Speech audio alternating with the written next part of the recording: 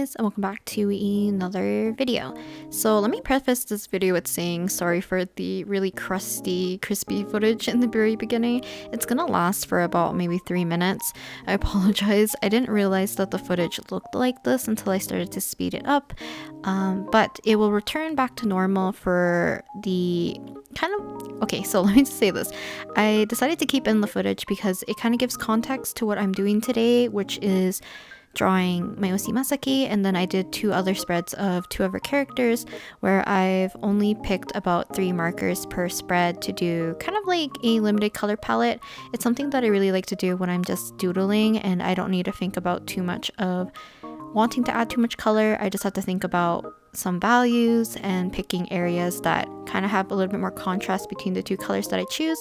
And today I'm using the Crayola Super Tips to do the majority of blocking in the colors, but you can see that some of my markers are getting dry. I've used this like batch of markers. I think it's been almost 2 to 3 years that I've used the same batch, so some of the colors are finally running out of juice.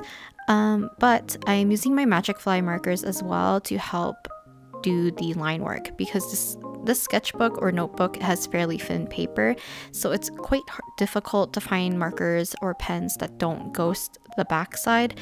And the pen that I really like to use so far, which is a new one, I think it's the Uniball Vision, but it's in size like Superfine or something, and it kind of ghosts on the back, even though I usually like using like a dark black color for the line work just to make everything kind of like pop. I decided to pick some markers from the Magicfly set and just use them to complement any of the color palettes that I decided to do. And you can see that I think I do 3 different spreads. So for the first spread and a half, it's gonna be this crusty footage, and then the rest of the footage I kind of slowed down a little bit more compared to these ones because I don't want to spend too much time on this crusty footage. But the second spread I decided to draw Toma, and it'll kind of give context to the next person that I'm going to draw anyways, but I kind of wanted a spread that primarily focuses on yellow, so I decided to draw Toma, and I paired them up with a red and then a dark green for the line work because I thought it just fit nicely and it kind of fits his pants colors. But yeah, so what I like to do usually is to sketch with the Pilot Color Eno just to give a rough indication of where I'm placing colors. And I know because of this crusty footage, you can't see the Pilot Color Eno sketch that well, so it might look like I'm blocking in colors very randomly. But yeah, because the Magicfly markers are like dual tipped, you can have like a broad kind of like brush nib to block in colors if you would like, or you could just use them as like fine liners, which is what I'm using them today as.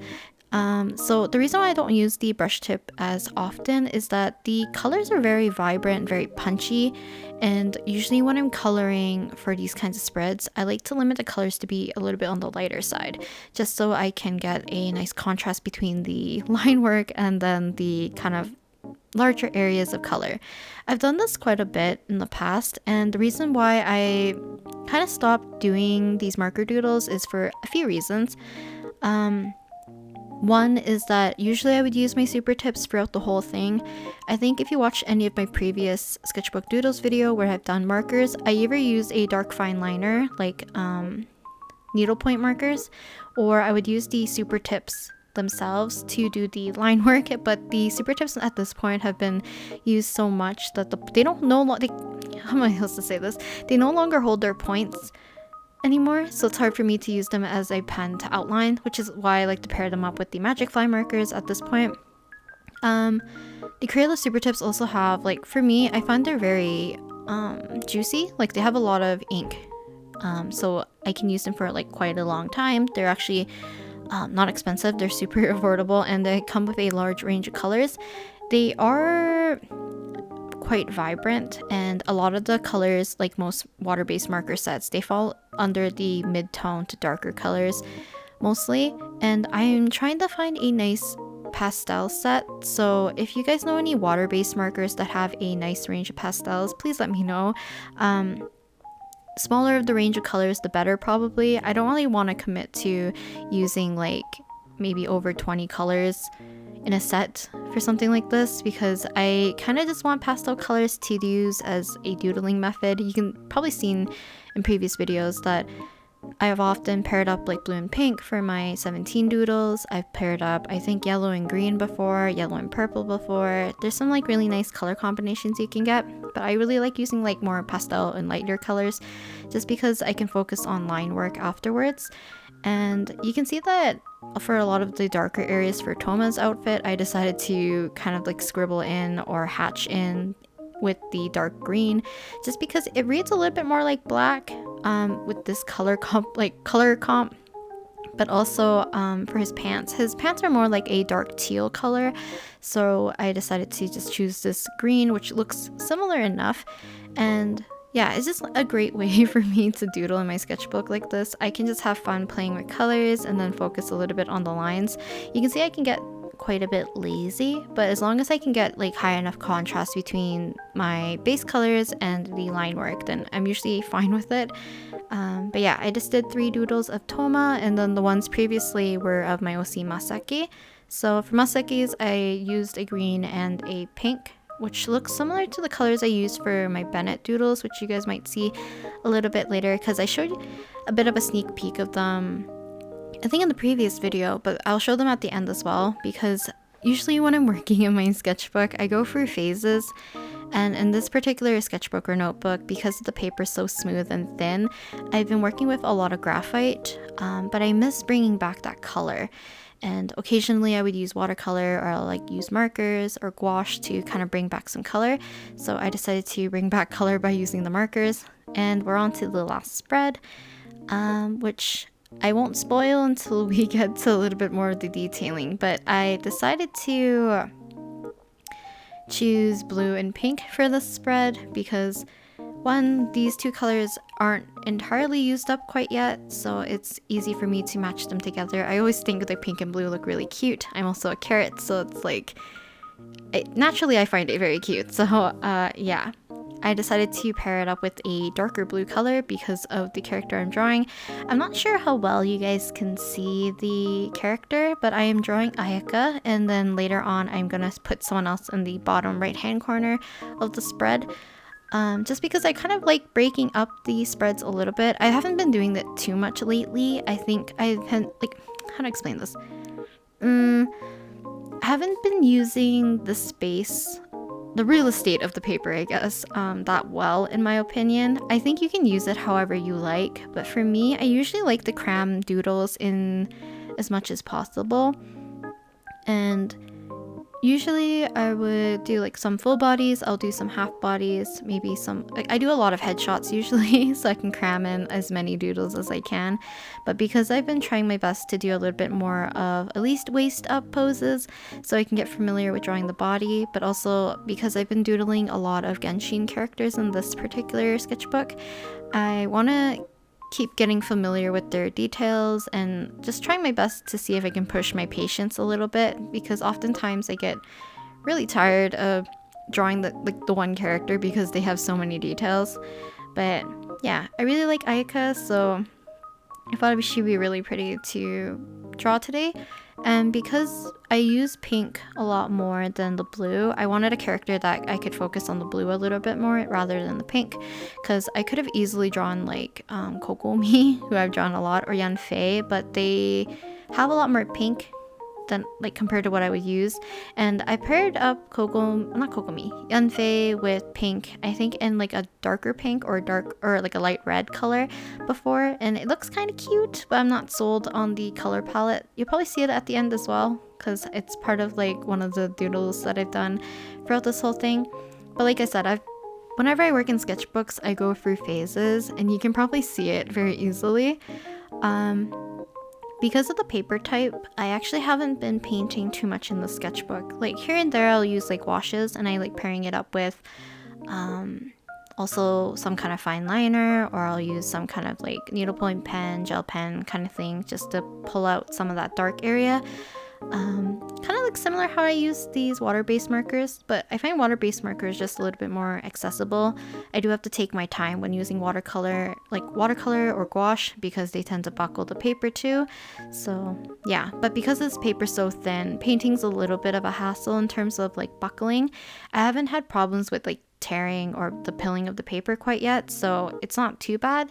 It's just my patient runs a little thin, and drawing on the next page over is always a little bit of a hassle when everything is like wavy and bumpy.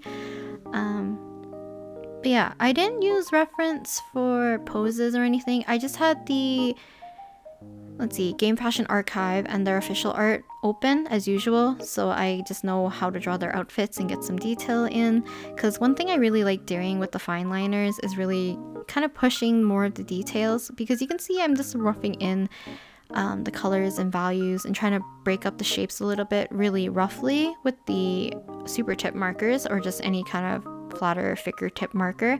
And then when I go in with the fine liner, I can really flesh out the character. I can pull out some of the values, add more detail, and yeah, it just kind of brings everything together.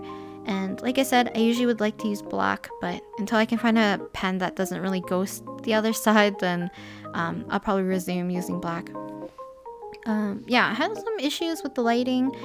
I was gonna film this at night, and I thought it would be a good idea, but I decided to scrap the footage because I actually had a different session, and I decided to film this one this afternoon, but I didn't think it would be super sunny today, so yeah, I'm just using my arm to block it as I'm trying to fill in the last Ayaka, and I decided to put one Ayato on the bottom. Ayato for me is hard to draw. I'm trying to get my best, like, do my best to draw him a little bit more accurately. I do love his demeanor, and I love his clothing style. I love formal wear. I think I talked about this in a different video. So I really like him. I think he looks really cute. He looks quite handsome. I know some people have gripes with his hair or his outfit, but I don't have any qualms with it. But like I said, I think it's due to a lot of expectations on the fan art. So yeah, I just hope that some people will just, you know, if you like the character, you like the character. If you don't like the character design, then you don't like the character design. But yeah, everything's kind of like personal preference. But I had a lot of fun just fleshing out details with the markers. Also, these fine liners, I love the range of it. I use one kind of like dark blue color for my planner, just to fill stuff out, just because I like not working with black sometimes for like planners and stuff, just because, like I said, because of the ghosting. So using something like this can bring more colors to your sketchbook, but as well as you don't have to worry about bleed through as much, I guess. I had no issues because you can see that when I was working on Toma's page or Ayaka's page, you did not see the ghosting of Masaki on Toma's page, and you didn't see ghosting of Toma on Ayaka's page. So yeah, I just really like having my sketchbook a little bit on the cleaner side if I can. I don't like having bleed through. I know some people don't mind, or some people paint over it or cover it up or something, but for me, like I said, I don't want to use gouache too much in the sketchbook, and sometimes I've resorted to using sticky notes in my sketchbook, but I don't know. I don't know if it's because I've been using more like craft paper sticky notes that I haven't been using them as like color blocking. Maybe I should try to pull out some of my pastel looking sticky notes, because I used to use them as kind of like sections of color blocking, and they was just like occupy a space rather than me drawing within the space of the square like I did for my Inktober ones from the last sketchbook. So we'll see. I don't know. I feel like I've been treating my sketchbook more as a place to, for one, practice of drawing more full bodies, more action poses and stuff. I'm trying my best, I really am. And then the other thing is that I've been treating it as a comfort space more often. I think before I would treat it as a comfort space for myself, but I would push myself a lot more, and I think that's when I was drawing more 17 stuff. But I've been trying to simplify a little bit more of my Genshin doodles, because at this point I've been doodling more Genshin than 17. I still really love 17. I just haven't had the time to just sit down and draw stuff for them. I always feel bad. I'm not too fond of my chibi work anymore, but I still like doing commissions of them and stuff and still drawing in it. But I don't know, maybe it's just lack of patience at this point. I don't know. I feel like I just need to get over a few things. But yeah. I think that's about it. This is probably the end of the video, and I'm just gonna finish off Ayato. I hope you guys enjoyed the, like, kind of this mess of a video, but also I will show you guys the last little doodles at the end so you can see Ayaka. This is Toma's page or spread. I like to do at least 3 doodles if I can. A little spread of Masaki. And then I'm going to show you guys, I did one of 17, one of Bennett, and a little bit of Yunfei on the spread. Looks kind of cute, but yeah, you guys can just kind of like choose and pick your different color schemes that you like. This one I've done strictly with the Magicfly markers, which is yellow, green, and a dark navy blue. But yeah, I think it's fun limiting your color palette, so I think if you guys want to give this a try, I highly recommend it. It's really fun to pick colors that might suit characters or just suit your aesthetic. And it's just a fun way to fill up a spread. So yeah, hope you guys enjoyed today's video, and I'll talk to you guys next time. Bye!